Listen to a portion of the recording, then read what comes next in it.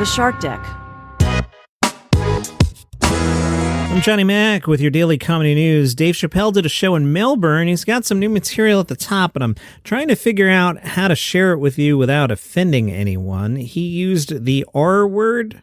I guess I'll go with that. Dave said, I've received complaints about making fun of LGBTQ people, so I won't do that tonight. Instead, I'll be making fun of R words. He added, R words make easier targets than the trans community as they don't tend to fight back. Chappelle also told the crowd about a crazed fan who was once bothering him and said he was worried that his Filipino-American wife Elaine might run him over. His joke, she's not violent, she's just Asian, so she's a really bad driver. Dave got serious at one point. He joked about Chris Rock being slapped by Will Smith at the Oscars. But then he turned it back into comedy. He said Chris Rock told him, I'm not a victim. Dave said, you're not a victim? Please, I've seen the tape. Dave also joked he hates buying Australian cigarettes because they have photos of diseases on the packets.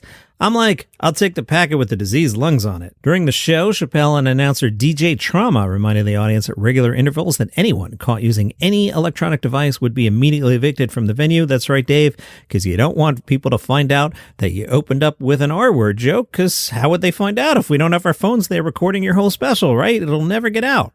DJ Trauma warned, infrared cameras will be used to identify any attempts of recording the show. We've already kicked out 7 or 8 people. Also on the bill, Marshall Brandon, Jeff Ross, and Donnell Rawlings. Ross had the audience howling with laughter. He did a raunchy routine about the sex life of Queen Elizabeth and Prince Philip. The New York Post wonders, will Joe Rogan leave Spotify when his contract expires?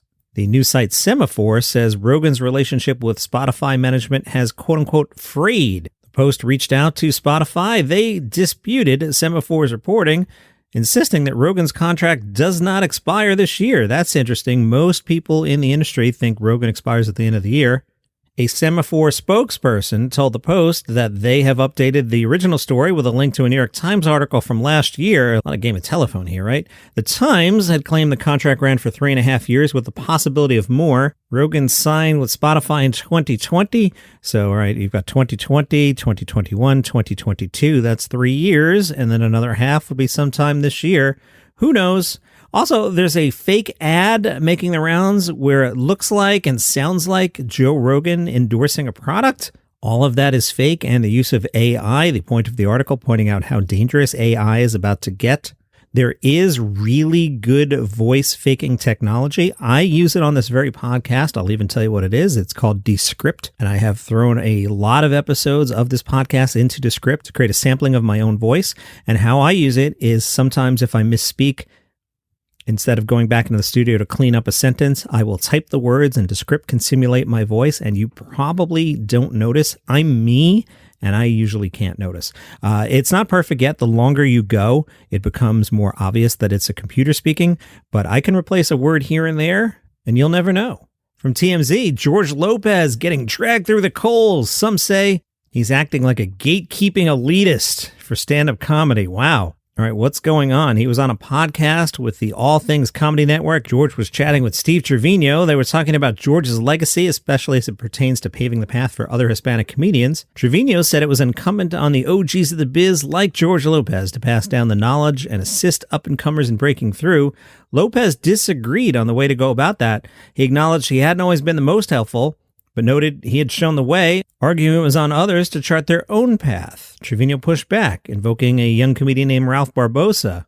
George asked why Trevino was bringing up Barbosa, suggesting that Barbosa's not famous or worthy enough for getting roped into the conversation. He asked the room if it was messed up that he said that, but in the end he stood his ground, writing Barbosa off as a relative nobody. I'm also unfamiliar with Ralph Barbosa. Lopez said his point was, look out for yourself. And that means not talking about other comics or giving them a plug of any kind, something Paul Rodriguez has alluded to when it comes to what he says is George's track record on that sort of thing. A resurfaced clip of Paul Rodriguez has him telling a story about George Lopez, and it seems that even among George's contemporaries, he's got a bad rep for not extending a helping hand to Latinos. Barbosa has posted a clip on social media. It's a scene from the movie Blood In, Blood Out, where Benjamin Bratt is getting grilled by his relative for turning his back on his own people. Johnny Mac, you never talk about Marc Maron. I know, right? Marc Maron said he was thrilled to be offered the opportunity to do HBO. He's been doing it a long time, and he told this to Collider. It was always the dream. It just came circuitously and at an odd point in my career and at an odd moment in history, but I'm thrilled. It was weird because Netflix had first look. I had to deal with them for the other specials. So part of that was they got to choose if they wanted the new one. And Robbie is the Netflix VP of stand-up and comedy. Robbie Pra over there was like, nah. And I'm like, great. And then HBO said, we want it. Having seen the special, I think Robbie nailed it. I love Maron. The special is just kind of like, all right. Back to Maron, he said. HBO said, we want it. And this could have been a better thing because in some ways as a stand-up, you don't really want to be on Netflix, do you? I think you do. No, you don't want to be on Netflix, Mark? What's going on here? Mark said, it's such a gamble and they don't get behind anything. You're just there to see what the algorithm dictates, whereas HBO is still like a curated network where they're going to support it. They're going to make sure it's great and they have good taste in content. A Netflix special is now sort of like, yeah, who doesn't have a Netflix special? That is true. Netflix has watered down their comedy brand. I agree with you there, Marc Maron. I was definitely aware that I was going to be on HBO, and it did make a difference to me. I think I'm moving around more than I have in years on this special. The first third of it, I'm up and at it. I do end up working intimately in the middle of the special, and I'm very aware of all these elements, but I think because I keep evolving as a comic, and I do think I'm doing the best work that I've done, all these things that I've become conscious of over the years doing specials, all the corrections, they've been made for this. Marc Maron had starred on Glow with Alison Brie. You remember that show about the Women's Wrestling League? That was a good show on Netflix. Alison Brie was asked what would the final season of Glow look like, and she said, well, I'll tell you that my husband was recently on Marc Maron's podcast, and Maron was like, me and your wife were going to hook up in the final season, we're going to get together. Alison said, I mean, unofficially, I do think that Sam and Ruth were going to have some kind of hookup. It's hard for me to speculate because I actually know everything that was going to happen. Before we started shooting the fourth season, our showrunners told me the whole story for the season. We were already going into it thinking it was our final season, and I was in tears by the end of their season-long synopsis, and I don't know why I feel nervous sharing it. The show's dead, and I've heard no rumors about people rallying behind that to bring it back, but for some reason, I'm like, should I just tell you everything? I do think there was a spin-off network. How did season 3 end? We're at the airport. I'm like, okay, it opens on Ruth. I think that Ruth was going to go back to her hometown for a little while if she was going to maybe quit wrestling and then got sucked back in. I'll neither confirm nor deny that that's the plot of the first episode that we shot that no one will ever see. And then later in the season, I think Maron and I were going to have sex. We were going to do it for real. That's it. The interview's over. She also spoke to Vulture and discussed the Community movie, What's the Deal? Alison Brie said, well, it's happening. We're doing it for Peacock. We're allegedly shooting it this summer. That's the most I know. I saw Joel and Danny last weekend. I was like, Joel, where's the script? What's the plan?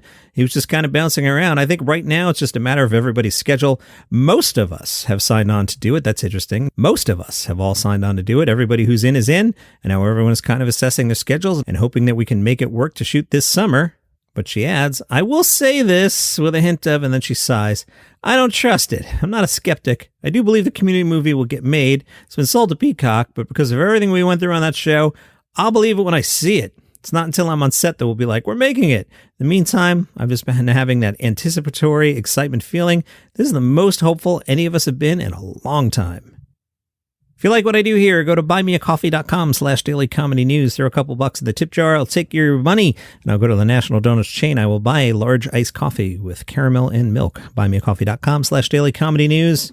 Craig Ferguson has a new podcast. It is called Joy. He says, joy is an essential human coping mechanism, and I'm interested in how different individuals manifest it, particularly when circumstances make it difficult, whether it be a demanding or harrowing job, a challenging existential problem, or just watching the news. I've worked with Craig, I think twice. Really cool guy. And one of the treats of my career to spend time with him in the studio. He was doing some improv stuff. I was just standing there like an awkward suit boss type, but it was fantastic. Ted Danson is teaming up once again with Michael Schur. If you follow sitcoms, you know that name. Schur is the mastermind behind NBC's The Good Life. On this new one, Ted Danson will star in The Mole Agent. This is based on a 2020 Oscar-nominated Chilean documentary of the same name. The Mole Agent features Ted Danson as an elderly man, oh, that makes me feel so old, recruited by a private investigator to go undercover in a nursing home. How old is Ted Danson? Is Ted Danson 70? He probably is, right? Ted Danson is 75. You look pretty good, Ted. Ted Danson plays an elderly man recruited by a private investigator to go undercover in a nursing home. Do you like Avenue 5 on HBO? Canceled. I just had to pull off the Band-Aid on you. You were gonna feel it. I just had to rip that off for you. It's canceled. Sorry. The official cancellation comes 8 months after Deadline revealed that the series likely was going to end because everybody's contract had expired. What happened was there was this pandemic, a long story, I don't have time for it here.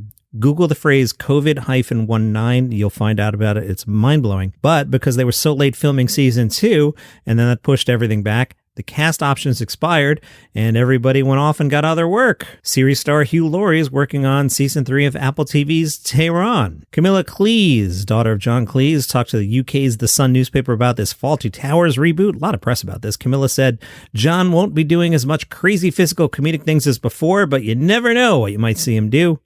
She says the revival will honor the tone of the original and adds, there'll be jokes that'll be a little edgy, but we're not out to get anyone. We don't dislike any people. That's not the basis of it. People are a little sensitive nowadays, put it lightly. If anything, we're making fun of the show's characters and their idiosyncrasies. When will it debut? She said the timeline is anywhere between 3 months and 3 years. That's not really helpful, Camilla. And you may have noticed that around the holidays, I started a podcast called 5 Good News Stories. So twice a week, I tell you 5 stories. They're all good news or like smile stories or laugh stories. And here's an example. I used this on the other podcast, but it really cracks me up. So I thought I'd use it here from The Guardian. McDonald's has pledged to remove an ad for its new McCrispy chicken sandwich. Well, why? What's wrong with the ad for the McCrispy chicken sandwich, Johnny Mac? It was placed across the street from a crematorium. One woman whose mother-in-law was cremated at the crematorium last year said, although I could see the funny side of the ad, it's a little tasteless, and I'm sure some family members won't want to see that when visiting the crematorium. One Facebook user disagreed and said, hey, my parents are in the crematorium. My old man had a brilliant sense of humor.